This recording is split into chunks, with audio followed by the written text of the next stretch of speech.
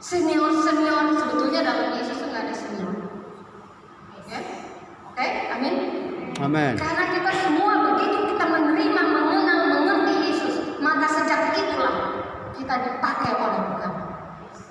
Jadi kita mesti bangga, kita mesti bahagia. Bapak pendeta, ibu pendeta, majelis mendidik, mengajar dengan setiap saat berdoa, berpuasa untuk kita semua, untuk saudara-saudara kita sia-sia. Mereka akan berbahagia, bersukacita, jerih payahnya menghasilkan pohon yang bertumbuh, berakar, berbuah. Tidak ada yang kebetulan, semua harus dikelola. Waktu pun harus dikelola, dimanage. Dan kalau saya ada di sini juga bukan kebetulan. Karena saya sangat menghargai pelayanan dari jemaat Sungai Yordan. Tuhan menunjuk. Kalau berbicara denominasi, saya orang GPI. Bertahun-tahun dari awal saya layar. Tetapi saya tahu tidak ada yang bisa membatasi pekerjaan Allah. Amin. Kalau kita sempit cara berpikir kita, nah ini untuk hal apa saja. Kalau kita sempit, kita hanya memikirkan cara berpikir kita, bukan cara berpikir Tuhan, maka kita tidak pernah akan maju. Amin. Oleh karena itu, kalau kita dapat sedikit pergumulan, kesusahan, sakit, kalau perlu semua orang biar lihat, biar tahu. Tadi saya contohkan 11 tahun. Mungkin hanya orang-orang tertentu yang tahu bagaimana saya. Panggil orang-orang yang bisa ini. Pergi ke rumah sakit Fatmawati, harus operasi lama dan macam-macam. Begitu juga deteksi kanker cervix. 3 kali saya berobat. Saya tahu waktu itu 2000 sekian belum ada BPJS. Jadi saya udah langsung biaya. Dan saat itu memang ada dalam intimidasi. Tapi apa yang terjadi? Saya tahu dan percaya bahwa Yesus itu ada. Disitulah saat kita mengalami tekanan, sakit, penyakit, persoalan, anak, suami, istri, jangan kita lari. Aduh, kalau suami istri nyesel kita dulu kenapa ya merit sama dia. Kalau bisa dulu gak usah lahir aja anaknya. Seringkali tanpa sadar kita menggerutu seperti bangsa Israel. Seperti bangsa Israel sekian ratus tahun diperbudak oleh Mesir. Dengan kekuatan tangannya Tuhan membawa mereka keluar. Demikian pula kita, coba kita rekonsiliasi. Apa yang Tuhan gak pimpin, yang gak berikan kepada kita dengan cuma-cuma. Saya bisa bersaksi, anak saya Yohana hadir 1 tahun tidak bisa berjalan, lumpuh, termasuk Bapak Pendeta juga, Ibu Pendeta Mary, rekan-rekan berdoa, melayani. Saya hanya katakan, bersukacita sayang, bersukacita anakku, mengucap syukur. Emang enak mengucap syukur dalam keadaan, aduh gak mau dengar. Kamu sih gak rasain mengucap syukur dalam sarang kejepit 11 tahun, nggak bisa duduk baca firman, dan saya berteriak selalu sama Tuhan 5 menit nggak bisa. Dan saya mencoba sembari tidur, mana bisa baca Bible begini. Saya hanya minta Tuhan sembuhkan saya supaya saya bisa baca Alkitab. Amin. Ya, karena saya tahu ini yang paling penting. Ibu kekasih, Bapak kekasih, waktu itu sempit. Alkitab mengatakan hanya rata-rata, ya firman Tuhan mengatakan 70 tahun, selebihnya penderitaan. Tapi kita boleh bertepuk tangan untuk Opa Ruru dan Oma Nuri. Haleluya, Opa Ruru, terima kasih. Anda sudah memotivasi bahwa kita pun bisa sampai seperti usia Opa, seperti usia Ibu Suci yang terus melayani Tuhan. Amin. Kalau saya hadir di sini, saya lihat Opa Ruru yang seringkali nomor 1. Berarti Opa Ruru punya semangat, punya kasih kepada Yesus, dan pasti dia cinta dan kasih juga kepada kita. Amin. Gak mungkin kalau orang yang mencintai Yesus tidak mencintai sekelilingnya, mencintai Yesus tidak mencintai ayah ibunya, omanya,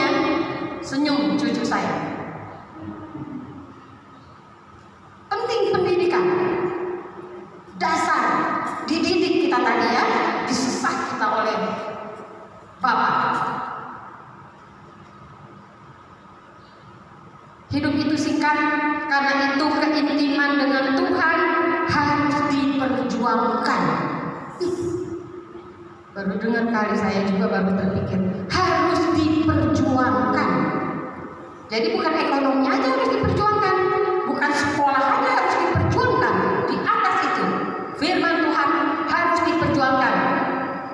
Saudara dan saya, bagaimana seperti Bapak katakan kepada Yesaya, makan itu lembar-lembaran, ya.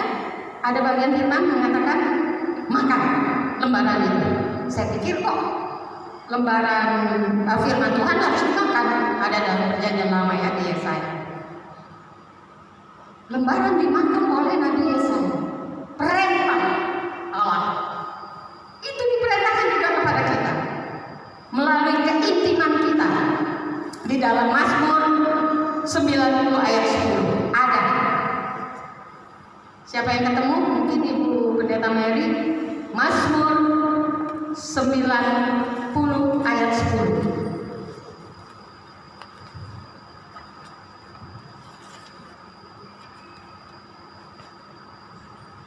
Bisa kita ketemu.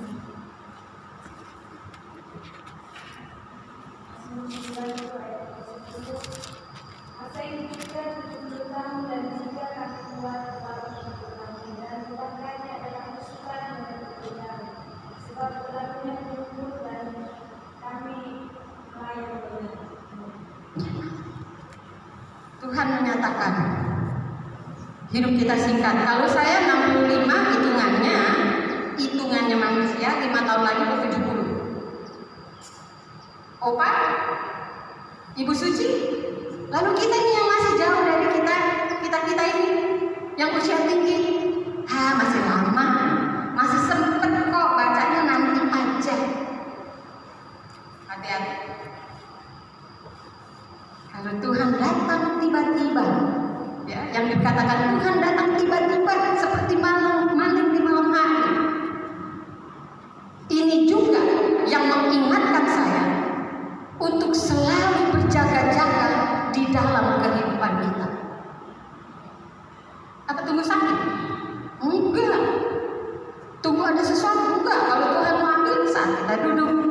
Saya alami, mami mertua saya lagi duduk bercakap-cakap dengan papi mertua saya, luar biasa, saling mencintai mereka. Mereka lagi ngobrol,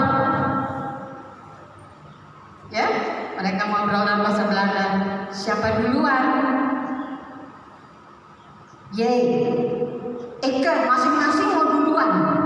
Lihat tuh, masing-masing mau duluan, tapi masing-masing juga mempertahankan. Jadi siapa dong yang mesti duluan, nanti Eke sendirian? Begitu, ini kenyataan, ini kesaksian. Makanya begitu banyak hal-hal Tuhan itu hadir di dalam hidup kita. Perhatikan, kita jangan sibuk dengan masalah kita. Kita sibuk dengan ego kita. Itu kita manusia. Tapi kita mesti sensitif, kritis, peka. Bukan sensitif kalau dia omongin, apaan sih dia? Kita langsung taruh di hati. Kita langsung respon. Nggak mau dikomentarin. Ya. Jemaatnya nggak mau dikomentarin, atau hamba Tuhan yang nggak mau dikomentarin, tidak akan bisa maju. Amin. Kita sebagai hamba Tuhan itu sebagai suatu pekerjaan pelayanan yang luar biasa. Sebagai jemaat, kita datang belajar bagaimana firman Tuhan harus disampaikan yang benar oleh para hambanya yang diutus. Karena Anda juga harus pergi. Amanat agung bukan hanya sebagai untuk penginjil, untuk pendeta. Amanat agung itu untuk kita semua. Ya. Pergilah, beritakanlah. Kita mesti mengasah diri kita dengan kejadian, dengan mungkin sakit penyakit, dengan yang tadi kita bilang intimidasi dalam kehidupan. Kita menyadari bahwa Tuhan sedang mengasah kita dengan pandangan kita fokus kepada Tuhan. Jadi seringkali manusia tuh fokus sama penyakitnya lama. Makanya saya katakan kepada anak saya, bersyukur sayang. Ucapkan syukur setiap hari. Memang dengan cara kita, aku memandikan dia, gak mungkin tenagaku. Dia besar dan tinggi, dipegang sedikit teriak sakit. Tapi itu kuasa Tuhan. Doa-doa yang disampaikan yang menolong, Tuhan datang melalui orang-orang yang ditunjuknya. Saudara juga begitu, tanpa terkecuali. Jangan kita bilang itu tugas pendeta. Kita nggak terpanggil. Itu seringkali saya dengar. Kita nggak terpanggil. Yang terpanggil itu kamu.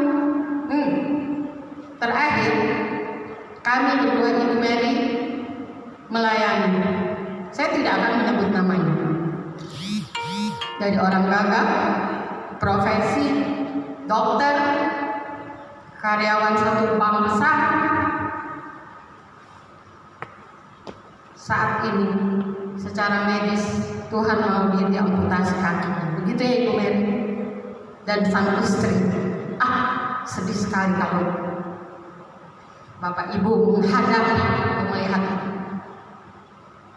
Dan dia pada saat kita datang bersaksi, Ibu Mary, saya sedang marah, saya kecewa. Mungkin dia nggak tahu putus asa lah tepatnya ya. Saya mau lempar ini semua alat-alat bantu ini. Tapi Tuhan berkasih sayang kepada dia. Aku mengambil buku rohani dan aku buka. Langsung dia menyanyi, Yesus menginginkan darahku bersinar lagi. Tahu ya semua ya lagu itu. Saya tadinya tertegun, saya katakan itu dia. Yesus mau kita menjadi terang. Amin. Dia tidak melihat cacat, tidak melihat fisik, tapi dia melihat hati kita. Bersyukur, bernyanyi buat Tuhan melalui kehadiran. Justru Tuhan mengasihi tadi melalui firman, disesah, dididik. Hanya Tuhan yang tahu dengan kita semua masing-masing pergumulan kita. Oleh karena itu firman ini mengingatkan, jangan cepat-cepat kita putus asa. Dan setelah kita memperingati Natal ini, kita sungguh-sungguh hari ini, ya, ada dikatakan jangan keraskan hatimu. Ya, firman mengatakan hari ini, jadi bukan 2000 tahun yang lalu, hari ini firman mengatakan jangan keraskan hatimu jika engkau mendengar suara Tuhan. Bukan suara itu sih. Saya jungkir balik berdoa, Tuhan pakai aja mulut dan lidah saya. Saya bukan apa-apa, tenggelamkan saya. Kalau ditenggelamkan benar di sungai orang-orang mati ya. Tapi Tuhan tenggelamkan saya dengan segala macam kehidupan dan Tuhanlah yang hadir. Dan saya menabur 1 jiwa atau 2 jiwa di dalam gereja ini. Sebelumnya ada, tapi itu lagi bangkrut mungkin ya. Kita nggak tahu itu kerja Tuhan. Ibu Endang dan cucu kekasih. Yang sebelum hadir cucu ini kita udah menggumuli sehingga tubuh besar dan cucu ini masih di dalam bukan anak Tuhan.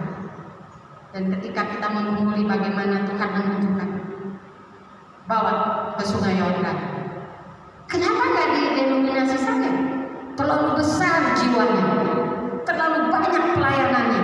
Tapi anak ini membutuhkan fokus dan konsentrasi. Itulah kita mesti ambilkan bersukacita bahwa Sungai Yordan jemaat ini dipakai oleh Tuhan sebagai berkat. Amin. Amin.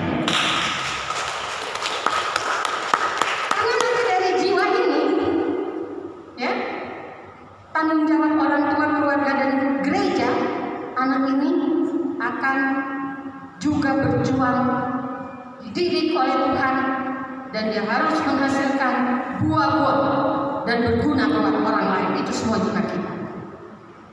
Jadi saya bahagia boleh Tuhan pakai untuk membawa jiwa. Ini loh Pak Pendeta Kaleb, Pak Pendeta Kaleb ini ngobrol-ngobrol begitu, ibu-ibu, bapak-bapak, saudara, jangan peduli sama sama sekeliling kita. Kita lihat, kita nggak bisa. Ada hamba Tuhan yang bisa, ada saudara-saudara yang kita bisa. Itu hanya membutuhkan kerelaan. Oleh karena tadi kita katakan, kalau kita memiliki tekanan dalam hidup, persoalan dalam hidup, kita jangan egois. Jangan egois. Boro-boro kita mau ini, waktu kita aja untuk kita nggak ada. Saya dapat 2 tawaran sebelum hari ini. Saya ke Semarang, saya bisa jalan-jalan Natal, tapi saya mencintai Tuhan, mencintai firman-Nya. Berarti saya mencintai pendeta Kaleb. Ibu, mana ibu? Bukan cinta ini ya, mencintai, mengasihi Anda semua. Dan saya merasa bersyukur boleh memberitakan firman. Ada bapak yang senyum-senyum, saya tutup sama ini ya. Ya memang, kalau kita sudah memiliki kasih Tuhan, jangan salah, kita bisa terbuka, kita bisa dekat. Tanda kutip ya. Apa yang Tuhan tidak boleh, itu yang tidak boleh kita langgar. Hubungan kasih. Wow, luar biasa. Saya tidak bisa membedakan satu dengan yang lain. Anak Tuhan tidak boleh membeda-bedakan kaya, miskin, cantik, jelek, ya, menghargai. Tidak boleh ada ucapan-ucapan dari mulut kita yang bisa melukai orang. Saudara yang kekasih, di mana ayah atau bapak yang tidak mendidik anak-anaknya, jadi Kristen itu memang harus diproses. Perjumpaan dengan bapak mutlak. Perjumpaan saya dengan Tuhan mutlak. Kalau udah mutlak ya ditawarkan kemanapun saya harus bergumul lagi sama Tuhan. Karena adalah yang paling indah ketika Tuhan menginginkan kita, Bapak, Ibu, Saudara. Kalau dunia ini lebih utama adalah keinginan kita, betul? Kedagingan kita. Jadi hubungan interaktif pribadi akan menghasilkan nurani yang terasah. Hubungan kita dengan Bapa ya, makanya baca firman. Saya yang namanya buku rohani itu, kalau ada di tukang loak juga saya ambil, saya tukar, saya beli. Punya kerinduan membaca, pengen tahu apa sih yang Tuhan katakan di sana. Saya pernah datang kepada satu keluarga teman ya, dia tahu saya suka baca. Dengan entengnya di rumahnya yang mentereng itu dia lemparin buku. Nih kau nih apa? Dia bilang kamu ini yang maksudnya bercanda ya, hobi. Kamu ini buku ini hanya untuk kamu, maksudnya cocok untuk kamu. Gitu saya buka. Nah, saya bilang kalau buku itu tentang,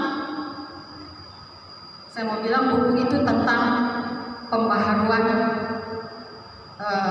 penginjilan, berbicara tentang bagaimana perintah-perintah Tuhan. Jadi kalau dilempar gelang emas sama itu, setelah saya tahu isinya, buku itu yang saya mau. Ini luar biasa, hidup bersama Yesus. Hanya kita harus mengalahkan apa? Kedagingan kita. Ya? Kita baca di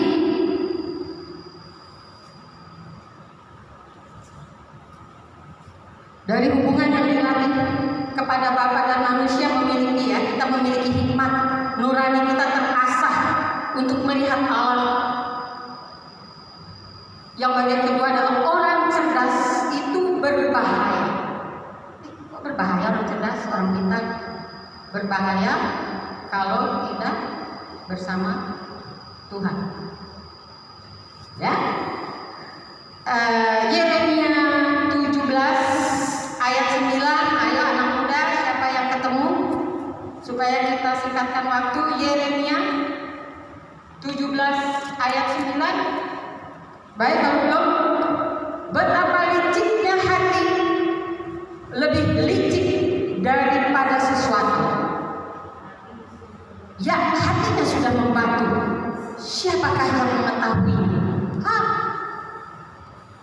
Bapa kita, Allah kita yang luar biasa sudah menulis sebelum kita ada. Hati itu licik. Hati saudara-saudara dan hati saya itu licik. Licik kalau kita tidak sama Yesus. Licik kalau kita tidak mengenal firman.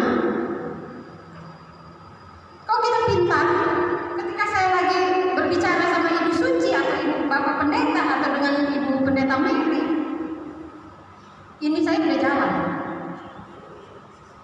Tidak murni dengan apa yang kita ucap, ya kan? Tapi kalau bersama Yesus, hati itu selalu kita takut, kita udah siap. Hati kita sama Tuhan. Apa yang Tuhan bolehkan, apa yang Tuhan bilang tidak boleh. Hati itu adalah kehidupan batin seseorang dan mencakup hati kita ya, keinginan, nah, ya, perasaan dan pikiran. Pikiran, perasaan, keinginan. Ngeliat cowok ganteng, kita cewek-cewek biar udah tua juga cakep ini, ya kan? Ya kan? Kalau kita masih single, belum terikat anak cucu mantu, bagaimana caranya kita jadi milik dia atau dia jadi milik kita? Kalau kita takut sama Tuhan, kita masih cari seiman enggak ya? Kalau nggak seiman, kita nggak takut sama Tuhan, nah itu urusan belakang. Kan kita sama-sama cinta, iya kan? Itu hati, hati yang licik. Oleh karena itu Bapa mengatakan, ditulis di dalam Yeremia 17 ayat 9, betapa liciknya. Saya sendiri ketika merenungi, melihat diri saya, menjijikan hati itu. Ayo, kalau kita udah sama Allah, sama Tuhan, nggak ada yang bisa ditutup. Tidak ada yang bisa tertutup. Karena Tuhan tidak menghendaki kita hidup di dalam dusta, kebohongan, dan munafik. Ini kalau jemaat Sungai Yordan memahami, menerima firman, maka Anda detik ini lanjut ke depan menjadi jemaat yang bertambah lagi, rohaninya yang luar biasa kuat, ya. Yang lihat iman kita kecil, gedean GBI sana, gedean GBI, jangan. Saya katakan jangan. GBI Kamboja sebelum gedung itu berdiri, ketika saya membutuhkan rohani saya untuk dikuatkan, pagi saya di GBI, sore saya di GBI, pagi saya di Hotel Miranda, waktu itu GBI di sana. Apa yang terjadi? Saya ikut show yang diadakan oleh GBI. Terus saya ikut show, saya belajar. Saya tetap ibadah, saya tetap melakukan tugas saya. Saya nggak peduli orang bilang jajan firman di mana-mana, ada kata-kata jajan. Hah? Firman Tuhan. Jajan firman di gereja itu. Hati-hati. Tuhan tahu hati kita, motivasi kita. Ya, jadi kita jangan mencela kalau ada orang itu ngapain? Ngapain tuh gereja juga cari-cari jemaat? Kalau kita paham firman Tuhan. Oleh karena itu seringkali terjadi kisruh atau tidak majunya di dalam sendiri di antara orang seiman. Saya ikutin, saya layani, saya belajar, sehingga satu saat saya diminta untuk jadi pekerjaan pertama. Tapi saya menyadari, saya ikut show, saya buka-buka apa di 9 wilayah rayon, ya, untuk cikal dari jemaat kudus. Saya bahagia, Tuhan boleh pakai. Tapi saya tidak mau mengkhianati. Saya punya status yang sudah terdaftar. Bukannya apa? Kita punya kesetiaan yang Tuhan sudah ajar sama kita. Kenapa? Nanti kita jadi orang yang naik dulu keluar masuk gereja. Salah. Tapi kita belajar firman Tuhan dengan kekayaannya, mengenali anak-anak Tuhan, sehingga kita tidak terjebak. Saya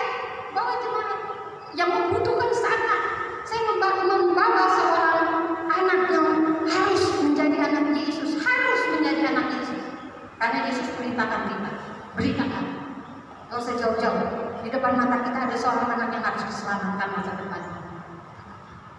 Kalau nggak percaya, Ibu Pendeta Mary dengan satu pekerja GPIB, teman saya juga ngobrol, mana nih yang terbaik?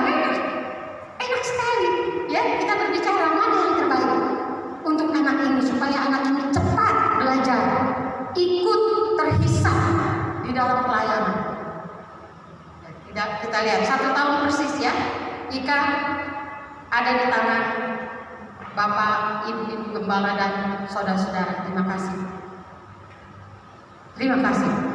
Kita tidak berhenti di situ. Masih banyak tuayan, tapi kurang bekerja. Begitu ya Pak Pendeta ya. Jadi hati itu adalah kehidupan batin. Firman Allah itu kuat.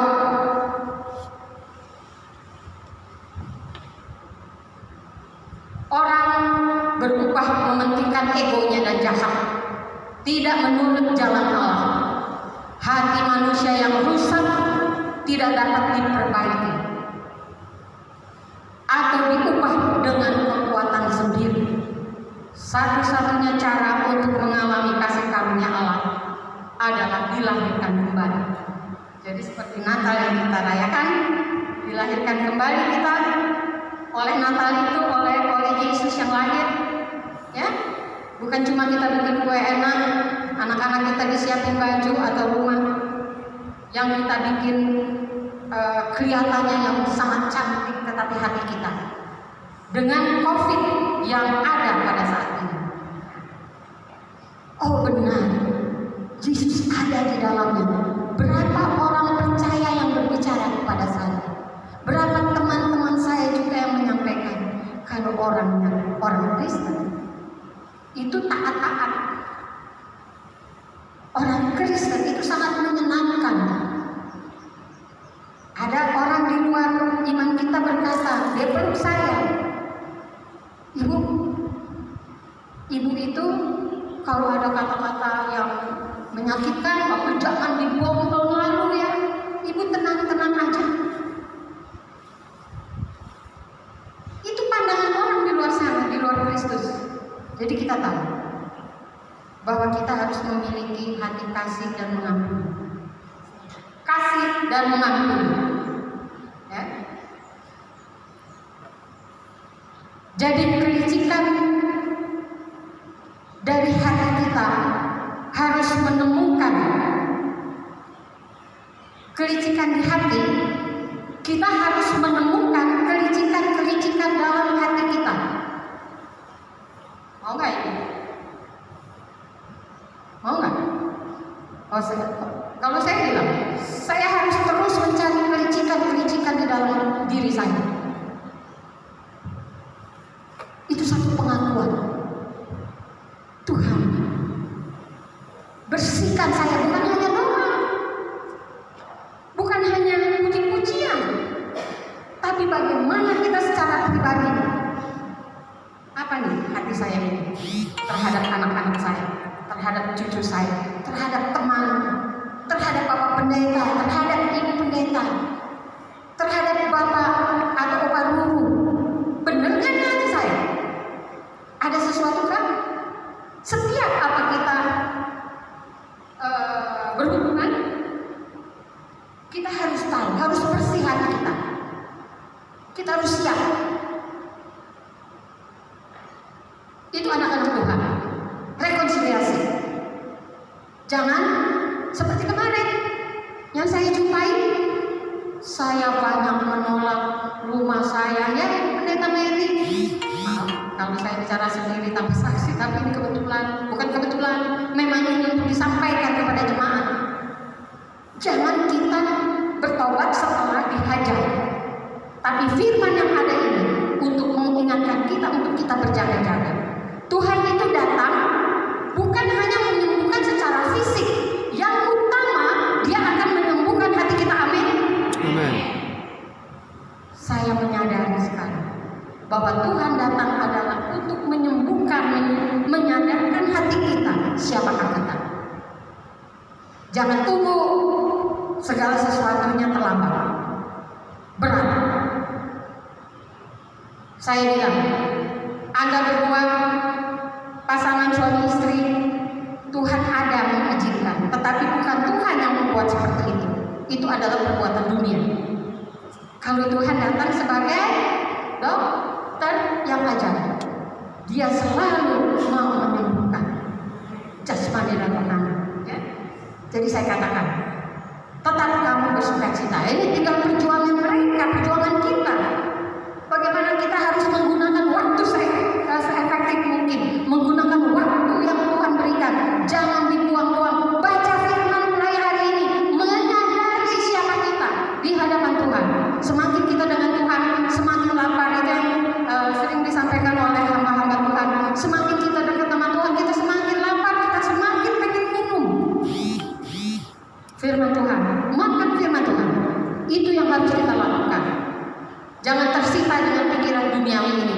Kita tetap harus bekerja. Amin. Kita harus berusaha. Bukannya terus ntar pulang. Yang penting kita baca firman setiap hari. No. 15 menit. Berupaya. Lama-lama kurang untuk 15 menit. Ya, betul. Jungkir balik. Nah, jemaat Sungai Yordan yang bertumbuh dan misioner. Nah ini, jadi nggak cuma di dalam, tapi misioner ya, keluar ya, kayak saya. Saya ingin tidak hanya di dalam gereja saya, dari muda sampai tua, sampai nanti di dalam peti mati, tapi saya rindu Tuhan lempar kemana, Tuhan panggil kemana. Ya. Proses 1, berubah dari lama kepada yang baru, sampai kita memiliki karakter Kristus. Ya betul, karakter Kristus, bukan karakter Tausia, bukan karakter Ibu Mary, Ibu Suci, Bapak Kaleb, bukan. Karakter Kristus mau dibakar, mau diasah. Amin. Amin. Jangan terdiam, ngeri juga tuh ya, khotbahnya keras. Saya juga ngeri secara manusia. Tapi ketika saya masuk di dalam proses-proses, tidak. Tuhan tahu kekuatan kita. Yang ada, berjaga-jagalah, berdoa senantiasa, rekonsiliasi kita, lihat hubungan kita dengan Tuhan melalui renungan, melalui berita firman. Pendetanya siapa? Tahu nggak deh? Oh, pendeta itu gereja yang mana? Jangan, tapi kita selalu cari Tuhan. Tuhan ada di mana saja. Oh Pak Ruru, selamat Anda begitu sehat, memotivasi kita. Kita nih yang masih muda-muda, kalau saya udah di setengah jalan, kalian lebih setengah jalan. Ibu Pendeta Mary yang begitu banyak pekerjaan, Bapak Pendeta Kaleb yang memimpin seperti Musa. Kita jemaat semua belajar, terbukalah. Kalau ada sesuatu, kritiklah langsung. Ya, Pak Pendeta ya, enak dikritik betul sih. Bu Pendeta Mary, tapi kalau di belakang Pak Pendeta Kaleb, Mary nggak membangun. Kita nggak tahu kenapa kita harus diperbaharui. Kita harus tahu. Amin. Jemaat Sungai Yordan akan maju terus dan memiliki misi sesuai misi dan visinya untuk menjadi terang dunia. Amin.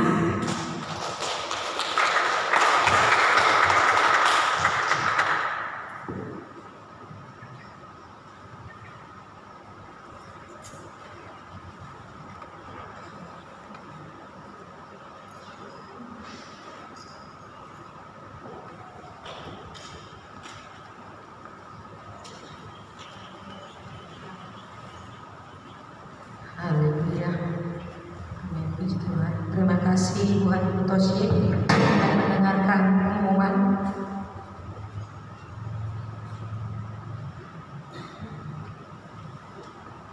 Shalom Bapak Ibu Saudaraku. Shalom. Pertama-tama saya akan menyambut Bapak Ibu Saudaraku yang baru pertama kali hadir beribadah di GCKI Depok.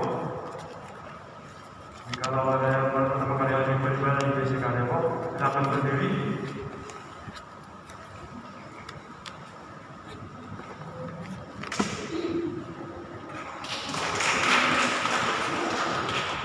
Selamat datang buat Bapak Ibu Saudaraku. Terima kasih. Pintu gereja GCK Depok sudah terbuka buat Bapak Ibu Saudaraku. Seterusnya saya akan membacakan warta minggu kita.